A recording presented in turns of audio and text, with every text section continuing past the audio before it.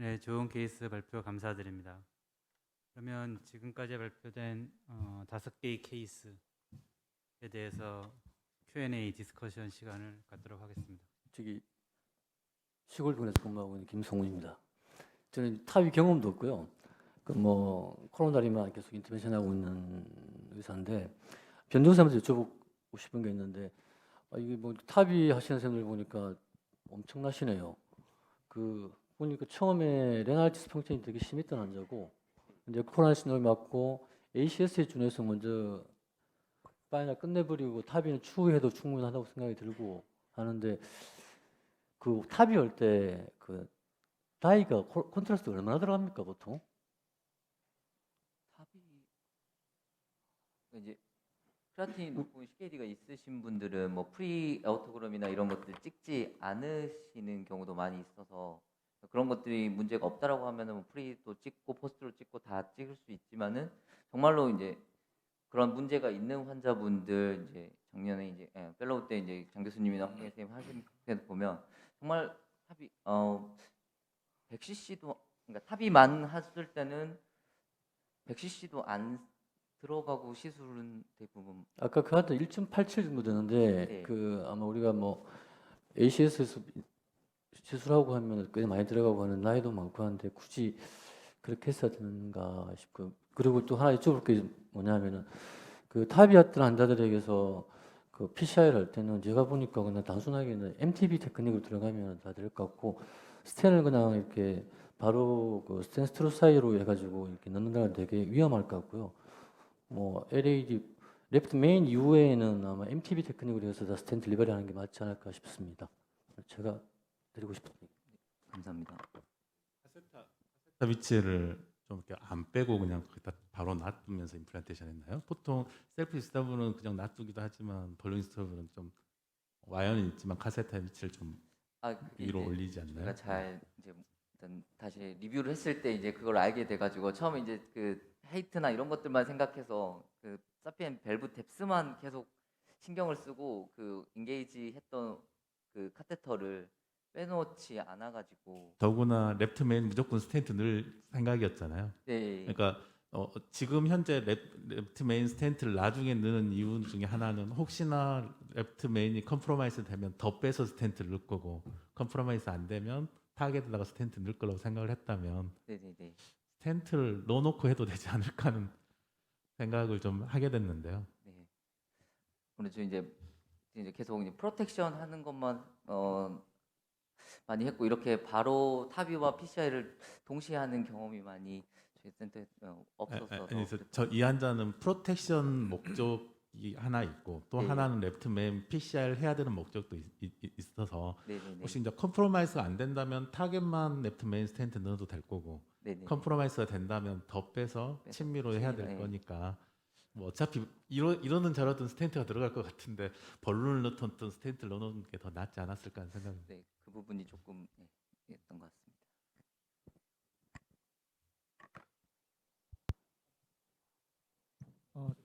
저 대전성모병원 임현입니다. 일단 저는 첫 번째 이제 그 오규철 교수님께 질문 하나 드리겠습니다. 사실 저도 이제 컴퓨터 AB 블락 좀 많이 신경 쓰고 있는데 제가 지금 올해 연구는 물론 제가 작년에 사실 이 문제로 부정맥하는 선생님들이랑 몇 번 디스커션 했는데 제 질문은 사실 오규철 선생님 연구도 보여주셨지만 과연 우리가 탑이 후에 컴플리트 AB 블락이 생겼을 때 며칠까지 우리가 기다리는 게 맞을까 사실 그게 질문이고요.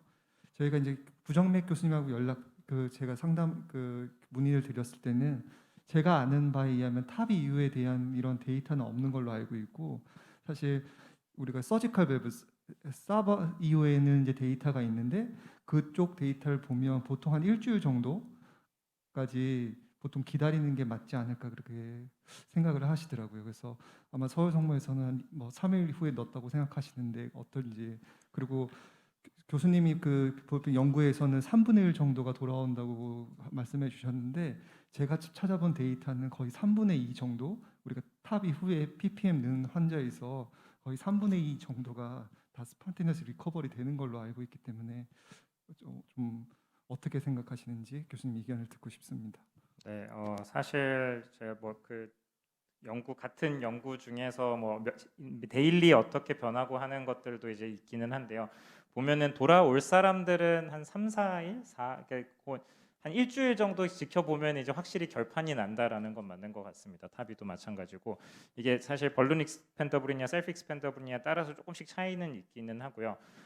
그리고 또 역시나 말씀해주신 것처럼 페이스메이커 넣었는데 이게 나중에 무용지물이네 싶은, 그러니까 뭐 괜히 넣었네 싶은 케이스들도 있는데 대부분 이제 타비하시는 환자분들이 이제 타비하는 선생님들 계속 팔로우하고 부정맥 선생님들은 뭐 가끔 팔로우하거나 그런 게 있으니까 뭐 사실 이제 그런 거를 다시 피드백을 받아서 좀 덜 넣자 뭐 이런 거는 아직까지는 좀 이렇게 뭐 성립이 안 되는 건 있는 것 같고요.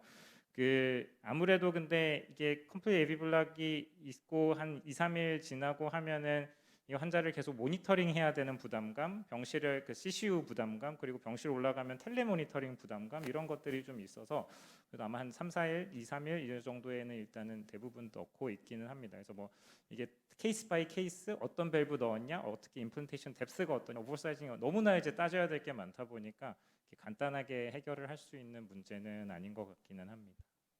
그 케이스 B에서 보면 뎁스가 상당히 깊었잖아요. 그래서 물론 이제 AB 블락 자체도 문제일 수 있지만 AR도 문제일 수도 있고 마이트랄 인터럽션 문제도 있을 것 같은데 네. 상당히 깊던데 그런 문제는 없었나요? 다행히 이제 시술 직후에 이제 임플란테이션 직후에 봤을 때 마이트럴 밸브의 펑션에는 영향은 없기는 하셨고 AR이 조금 있긴 했는데 나중에 이제 팔로업 에코를 봤을 때도 뭐 심각한 뭐 모델 D상은 아니고 그냥 마일드 정도의 AR만 있었습니다. 네, 다음. 네.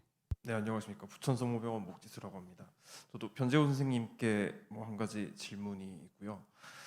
저도 뭐 PCI랑 뭐 타비 경험이 거의 뭐 많이 적기는 하지만은 그 환자에서 메인 PCI를 하기로 결정을 하셨다면은 이게 타비를 하고 나서 그 메인에 인게이지를 할 때 항상 어려움을 겪는데 메인을 먼저 하시지 않고 타비를 먼저 하신 이유가 혹시 있으실지 좀 궁금해서 여쭤보겠습니다.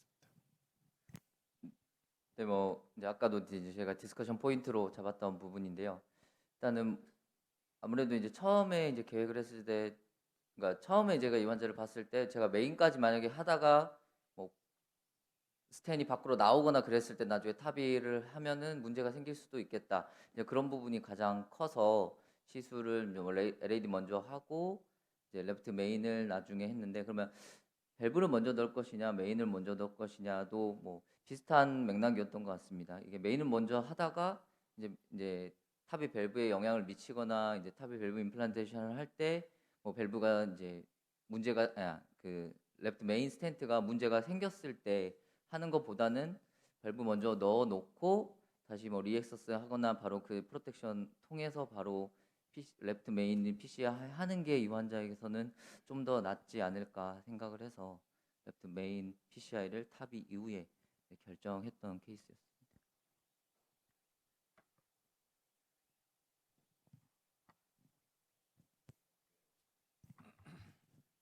네, 안녕하십니까. 저는 박상동 교수님께 질문 드리고 싶습니다. 좋은 케이스 보여주셔서 감사합니다. 그 탑 이후에 그 LV 디스펑션이 생겼을 때 저 입장이었으면 굉장히 당황하고 그 다시 이제 엠볼라이제이션 된 부분에 대해서 어떻게 해결해야 될지 굉장히 고민을 많이 했을 것 같습니다. 일단 첫 번째로 이 엠볼라이제이션이 생긴 이유가 혹시 보시기에 이 밸브를 여러 번 리캡처했던 것이 원인이라고 생각하시는지 궁금하고요. 처음에 엠볼라이제이션을 확인을 하셨을 때 와이어링이 잘 되셨다고 하셨고 했을 때 이미지를 혹시 보실 생각은 없으셨는지에 대해서 궁금합니다. 또 마지막으로 처음에 이제 티슈로 인한 엠볼라이전으로 생각을 하시고 스텐트를 한 이후에 마이그레이션이 되셨는데 이후에 아스피레이션도 잘 안 되셨다고 하셨고 해서 가이드 질라를 쓰고 혹시 벌룬으로 약간 미니멀하게 프레셔를 올려서 벌룬으로 인트리트먼트 시켜서 이 가이드 질라 안으로 넣는 방식은 어떤지 그냥 제 아이디어는 어떤지 한번 궁금합니다. 좋은 질문 감사드립니다. 엠볼라이제이션은 뭐 저희가 프로시저 할 때 뭐 당연히 생길 수 있는 리스크고 그게 시스테믹하게 여러 부분으로 날아갈 수 있다고 생각을 하고요. 그 리스크는 뭐 다들 아시겠지만 뭐 프리발론을 한다든지 프로시저가 컴플리케이트 되면은 엠볼리즘의 리스크가 올라간다고 생각을 합니다. 이 환자 같은 경우에는 그 중에 하나가 이제 4번이나 이 밸브를 임플란테이션 했기 때문에 그게 가장 큰 리스크라고 생각을 하고요. 두 번째 이미징은 사실 그 뭐 프리프로시저 이미징에 대해서는 사실 고민하지는 않았습니다. 이미징 카테터 아이브스라든지 그런 걸 넣는 것 자체가 또 그 티슈 엠볼라이제이션 마이그레이션의 리스크를 높일 수 있다고 생각을 해서 그거에 대해서는 고민하지는 않았고요.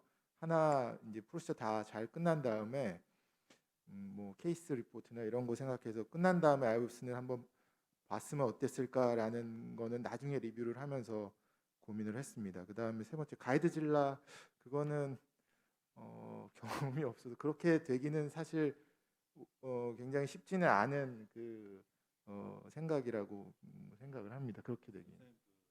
저기 처음에 시작할 때 커스트 오버뷰로 시작을 하셨잖아요. 그러고 나서 거기는 잘 맞았는데 레프트 사이드를 보시는 뷰가 지금 막 보여주신 뷰가 어떻게 해서 레프트 사이드를 확인하신 건가요?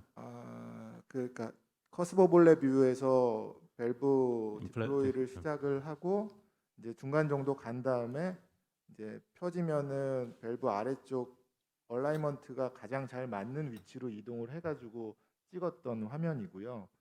그 두 가지 화면에서 뎁스의 차이가 계속 생기는 이유를 리뷰를 해보니까 그렇게 카시피케이션이 조금 더 익센트릭하게 디스트리뷰션이 돼서 LCC 쪽, RCC 쪽은 카심이 없다 보니까 자꾸 그쪽으로 밸브가 좀 올라왔던 게 아닌가라고 좀 리뷰를 해봤습니다. 보여주신 것은 코플라나 뷰에서 보시고 그냥 다시 리캡처하신 것 같이 돼 있던데 뭐 이렇게 레프트 사이드 커스 오버뷰를 보시나거나 그러진 않으셨나요? 그렇진 않았습니다.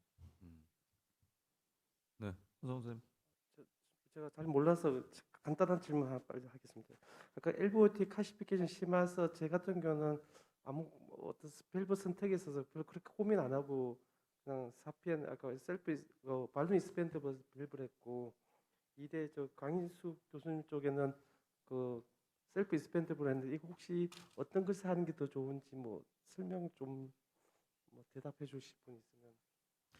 그건 뭐 케이스 바이 케이스로 하시면 될 것 같고요. 사이징이 이제 제일 문제니까 오버 익스텐전의 퍼센티지를 어떻게 가져갈 거냐. 그다음에 이제 코로나리 하이트 따라서 벌룬 익스펜더블 밸브를 썼을 때 이게 폴 쇼트닝 되는 그 정도를 잘 따져서 왜냐하면 아래쪽에서 폴 쇼트닝 올라가잖아요. 그래서 거꾸로 말씀드리면 우리 허성호 선생님 케이스는 23mm의 세이피엔에 3cc 언더필을 했는데 26mm요. 그거를 아예 23mm를 해서 0.5나 그 정도 오버필을 하는 거가 훨씬 더 좋은 스트레치죠. 왜냐하면 언더필 하면 덜 펴질 수가 있어서 좀 올리는 거가 제일 좋을 것 같고요. 그다음에 18프렌치 안 들어간다는 거는 아주 좋은 레슨이었던 것 같습니다. 그리고 쭉 보면 첫 번째가 변재호 선생님 케이스는 가이딩을 잘 거는 테크닉을 조금 더 숙지를 하시고 젖킨 말고 다른 가이딩을 해서 스탠트 스트럿을 걸려서 넣으면 스탠트도 나중에 디스러치 될 위험성이 있기 때문에 가이딩을 이제 좀 바꿔가면서 잘 하시고 만약에 지금 안 된다 그러면 다운 사이징을 하시면 훨씬 더 잘 걸립니다. 그게 스트럿이 방해를 하고 있더라도 뭐 6프렌치, 5프렌치 이렇게 내려가면 훨씬 더 잘 걸릴 때가 나중에 그렇게 하시면 될 것 같고요. 강민수 선생님 케이스는 라이트 컨페모럴에 헬슘도 많고 그래서 이제 루트를 고민을 많이 하셨는데 소전하고 어차피 디스커션 할 것 같으면 라이트 커먼 페모럴 아트레토미 오픈해달라고 해서 하시면 나중에 톨트러스티가 레프트에서 가는 것보다 라이트에서 가는 게 훨씬 더 덜 인트랩돼서 픽텔 같은 것도 잘 움직였을 걸로 생각을 합니다. 오기철 선생님 케이스의 두 번째 AB 이렇게 보여주신 거 아주 임프레시브 했고요. 두 번째에서 34가 딥다이브를 했는데 딥다이브 하면서 실제로 34에 해당하는 그거가 컨택 존에 있질 않고 컨택 존이건 아니면 메모리 셉튼 근처에서 29% 오버사이징 됐으면 아마 블럭이 맞을 건데 그게 내려가면서 이제 웨이스트 쪽에 들어가서 사이징이 이제 오버사이징이 그만큼 안 됐기 때문에 아마 다행이었던 것 같고요. 박선동 선생님 케이스는 몇 가지가 있긴 한데 그 4번이나 풀 디플로, 그러니까 half 디플로의 펑셔닝 밸브가 나오고 나서 4번을 했기 때문에 아마 데미지가 있었던 것 같고요. 여러 번 하시는 거는 펑셔닝 밸브가 나오지 않은 경우에는 여러 번 하셔도 밸브 데미지가 별로 없을 걸로 생각이 되고요. 그래서 그런 거 그다음에 이게 칼슘이 있으면서 아까 그림 잘 보여주셨는데 프록터 선생님 누구셨는지 모르지만 아주 명쾌하게 답을 주신 거죠. 칼슘이 있고 그쪽 칼슘에 딱 라축이 됐지만 열면서 이렇게 위로 이렇게 올라가는 그래서 피벗 역할을 하면서 올라간 밸브 팁이 랩트 코로나리 커스프 쪽에 데미지를 줘서 아마 트롬보엠볼라일 가능성도 있고 거기에 랩트 코로나리 커스프에 CT에서 안 보였던 아테로마 같은 칼슘이나 뭐 이런 게 날아가서 아마 LV 디스펑션이 생긴 것 같습니다. 그래서 그 나중에 밸브 디스펑션 생긴 AR이 생긴 거는 잘 팔로우업을 하시면 좋을 것 같고요. 예, 우리 장기욱 선생님. 아까 오규철 선생님 두 번째 보였던 케이스는 이제 처음엔 29mm 판막 사이즈여서 그걸로 한 5번을 했는데 계속 위로 날라올라서 사이즈가 안 맞나 보다 해가지고 34로 바꿔가지고 그것도 한 5번 했거든요. 근데 그 한 10번을 감고 피는 과정에서 이제 환자의 바이탈이 흔들리면서 갑자기 50, 40만 이렇게 되니까 기다릴 틈이 없이 그걸 와이어를 깊게 넣어가지고 이제 텐션을 주면서 펼쳤는데 그게 쑥 들어가가지고 서전을 빨리 불렀거든요. 근데 제가 서전 부르고 보자 수술하자 설명하는 동안에 안에서 에코를 봤는데 아무 괜찮은 거예요. 그래서 블럭 탄생이고 그래서 그냥 뒀던 그 특별한 케이스였고요. 제가 강인숙 선생님 케이스 보고 느낀 게 저는 그런 환자 같았으면은 그 라디알 페모랄 또 쓰면 그러니까 탑의하기 전에 라디알로 한번 저쪽 레프트 페모랄이나 라이트 페모랄에 그 노홍 RC에 넣어놓고 거기다가 그 안으로 그 런더키스트를 한번 넣어서 어느 정도 표준인지를 확인하고 또 실제 CT랑 엔지오랑 상당히 많이 다르거든요. 그러니까 그걸 이제 확인하는 게 가장 중요했을 것 같고 이따가 세션 5에서 그 저희가 트랜스 엑실라리를 포크 테니스 하는 거를 지금 보여드리고 있거든요. 그런 방법으로 했으면 굉장히 좋았을 것 같습니다. 박상동 선생님 케이스도 굉장히 흥미로웠었는데 저는 한 번도 경험한 적이 없는 그런 케이스였는데요. 제 생각에는 아마 이거를 감았다 풀었다 할 때 그 LV 안에 계속 넣어야 되는데 이게 툭 하고 이렇게 하다 보면 아울타로 날라오잖아요. 그런 게 여러 번 있었지 않았을까 이렇게 추정되네요. 네, 시간이 많이 지난 관계로 자세한 디스커션은 또 개인적으로 해주시고요. 이번 세션 마치도록 하겠습니다. 감사합니다.